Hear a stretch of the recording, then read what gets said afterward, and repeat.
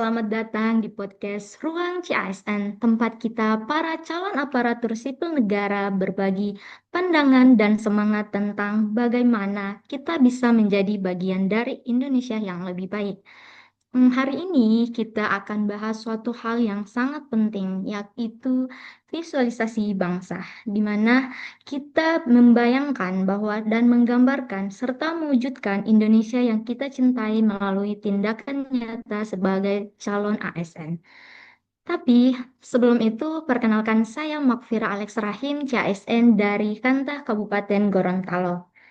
Nah, di sini sudah hadir nih 5 rekan CASN yang sangat luar biasa dari berbagai daerah. Hai semuanya. Hai Halo Mbak Fira. Halo Halo Mbak Vira. semua, Halo halo pendengar. Mbak Halo Mafira. Mbak. Halo semua. Eh, Teman-teman, sebelum kita masuk ke pembahasan kita kali ini, ada baiknya kita kenalan singkat dulu yuk. Mungkin bisa dimulai dari siapa ya? Halo semuanya, saya Elgi Lukiansah, CASN dari Kantor Pertanahan Kabupaten Nunukan, Provinsi Kalimantan Utara. Hai semuanya, saya Andi Nuni Widiani, CASN dari Kantor Pertanahan Kabupaten Sidrap, Provinsi Sulawesi Selatan. Dari Kantor Pertanahan Kabupaten Kepulauan Sitaro, Sulawesi Utara. Halo semua, saya Laude Agung, CASN dari Kantor Pertanahan Kabupaten Wakatobi, Provinsi Sulawesi Tenggara. Halo guys, saya Marga dari Kantor Pertanahan Kabupaten Manggarai, Provinsi NTT. Wah, keren banget ya teman-teman. Nah, sekarang kita masuk nih ke pembahasan kita yang utama. Apa sih makna dari visualisasi bangsa menurut kita sebagai CASN? Nah, kalau dengar kata visualisasi bangsa, apa sih teman-teman yang kira-kira muncul di pikiran kalian tentang hal tersebut? Mungkin mulai dari Mbak Nuni dulu kali ya. Oke, terima kasih atas kesempatannya Mbak Fira. Kalau menurut saya, visualisasi bangsa itu adalah cara menggambarkan identitas atau karakter suatu bangsa yang kemudian menjadi jiwa dari bangsa itu sendiri, lalu diwujudkan dalam berbagai bentuk representasi yang mencerminkan siapa suatu bangsa itu, bagaimana karakter dan nilai-nilai dari suatu bangsa. Lanjut ke Mas Egi, menurut Mas Egi gimana? Kalau menurut saya, visualisasi bangsa itu adalah bagaimana kita menggambarkan suatu bangsa yang ideal ya.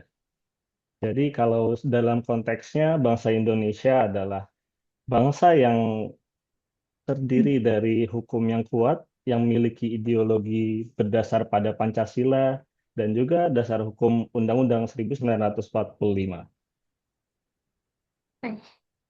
Dari Mas Agung gimana?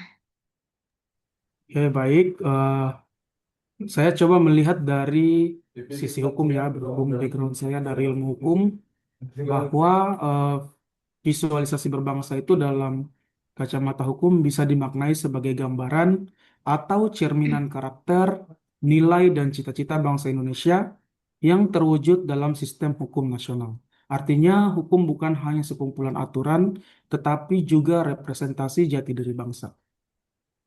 Lanjut nih ke Mas Joshua. Menurut Mas Joshua gimana?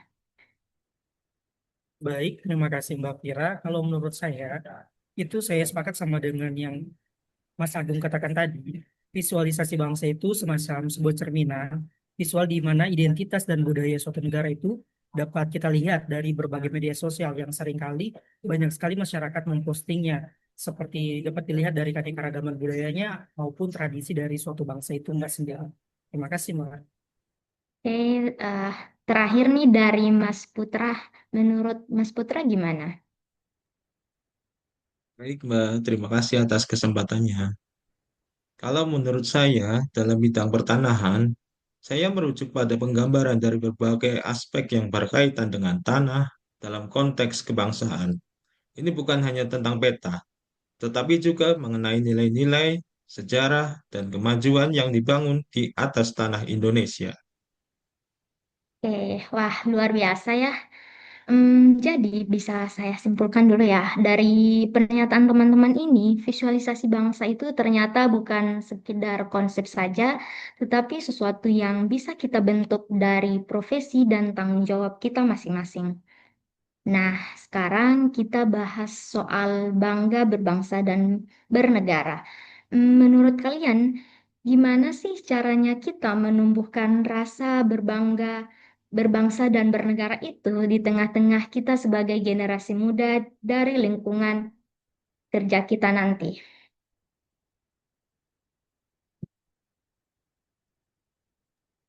Mungkin dari saya dulu Mungkin ya Mbak Vira. ya, Eh, jadi cara untuk kita menumbuhkan rasa bangga berbangsa dan bernegara mungkin dengan menyadari bahwa kita sebagai calon ASN atau saya pribadi sebagai calon ASN harus selalu menanamkan usaha untuk menjadikan Pancasila, Undang-Undang Dasar 1945, dan juga nilai-nilai dasar ASN yaitu berakhlak sebagai pedoman dalam bekerja sehari-hari dan juga dalam kehidupan sehari-hari sebagai generasi muda yang akan melanjutkan eh, ya akan menjalani sikap bangga berbangsa dan bernegara di tengah-tengah masyarakat. oke. Nah, selanjutnya siapa nih kira-kira yang mau ngasih pandangannya terkait cara menemukan rasa bangga berbangsa dan bernegara? Coba saya jawab juga ya Mbak Vira ya. Eh, Boleh. Kalau rasa bangga terhadap Indonesia, jika dilihat dari produk hukum yang sudah diterbitkan dari Indonesia ya, harusnya rakyat Indonesia itu bangga terhadap hukum yang sudah diterbitkan. Jadi jika bangga maka harus disiplin. Maka tercermin pula bahwa negara itu akan menjadi negara hukum yang kuat. Khususnya jika konteksnya tentang kementerian kita, hukum tersebut adalah hukum hak atas tanah dan juga tata ruang, sehingga rasa bangga yang dapat ditimbulkan dari disiplin itu adalah rasa memiliki terhadap tanah air. Oke. Selanjutnya mungkin dari Mas Joshua dulu. Baik, terima kasih Mbak Kira. Kalau dari saya Mbak, cara untuk menumbuhkan rasa bangga berbangsa dan bernegara di tengah-tengah kita sebagai generasi muda dan juga nanti di lingkungan kerja kita nanti, saya ingin membangun lingkungan kerja yang kolaboratif serta inklusif, yang dimana akan mendorong semua generasi, baik generasi muda sampai generasi tua, itu untuk memperkuat solidaritas antar generasi kita, sehingga nantinya kita bisa tercipta suasana kerja yang saling menghargai perbedaan dan bisa saling support nantinya, Pak. Oke, lanjut mungkin dari Mbak Andi Nuni dulu deh, satu-satunya narasumber cewek kita pada hari ini. Menurut Mbak gimana? Oke, terima kasih Mbak Vira. Kalau menurut saya dari sisi kita sebagai calon ASN, kebanggaan berbangsa dan bernegara ini bisa kita tumbuhkan dari kesadaran kita sebagai seorang pelayan negara dengan mengamalkan nilai kebangsaan dalam pekerjaan, bekerja dengan profesional dan berintegritas sehingga kita tidak hanya menjadi pelaksana tugas negara, tetapi juga teladan bagi sesama. Terakhir dari Mas Putra deh. Menurut Mas Putra gimana? Kalau menurut saya, sebagai calon ASN dan warga negara yang bangga berbangsa dan bernegara di bidang pertanahan, dapat ditunjukkan melalui berbagai tindakan dan sikap yang berkontribusi terhadap pengelolaan pertanian yang adil, berkelanjutan, dan transparan. Salah satu contohnya, menjaga sertifikat tanah dengan baik. Begitu, Mbak. Wah, luar biasa ya teman-teman. Nah, yang harus kita tahu nih, bahwa bangga berbangsa dan bernegara itu bukan sekedar kata, tapi aksi nyata. Dan kita sebagai CASN itu punya tanggung jawab untuk mewujudkannya. Nah, lanjut nih ke topik selanjutnya. eh Kalau kita boleh membayangkan nih, seperti apa sih Indonesia yang teman-teman sekalian ingin lihat 20 tahun ke depan? Mungkin dari Mas Joshua dulu deh. Iya nih Mbak, kalau menurut saya ya Mbak, untuk kedepannya saya bayangkan Indonesia itu semoga saja bisa lebih efisien, digital, terus maju dan modern. Dan juga semoga saja 20 tahun ke depan itu para ASN-ASN-nya itu bisa menjadi pelayan publik yang transparan dan juga inovatif ya Mbak. Dari Mas Agung gimana? Ya, baik. Kalau menurut saya, 20 tahun ke depan itu kan adalah tahun 2020, 2045 kan ya. Kalau boleh berandai, saya selalu optimis bahwa cita-cita menuju Indonesia emas yang sedang dicanangkan saat ini oleh pemerintah pasti tercapai dan generasi Indonesia akan menjadi lebih mandiri dan selalu memberikan inovasi-inovasi terbaik yang kita punya. Eh, dari Mbak Andi Nuni, menurut Mbak gimana?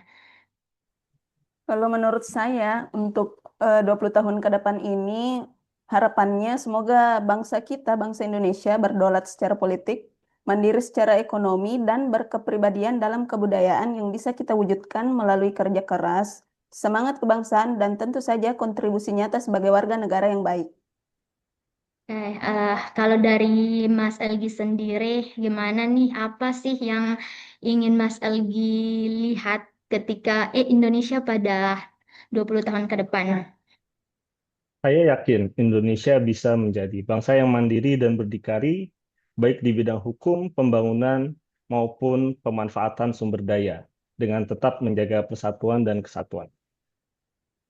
Nah, terakhir nih saya ingin dengar pernyataan atau pendapat dari Mas Putra. Menurut Mas Putra gimana?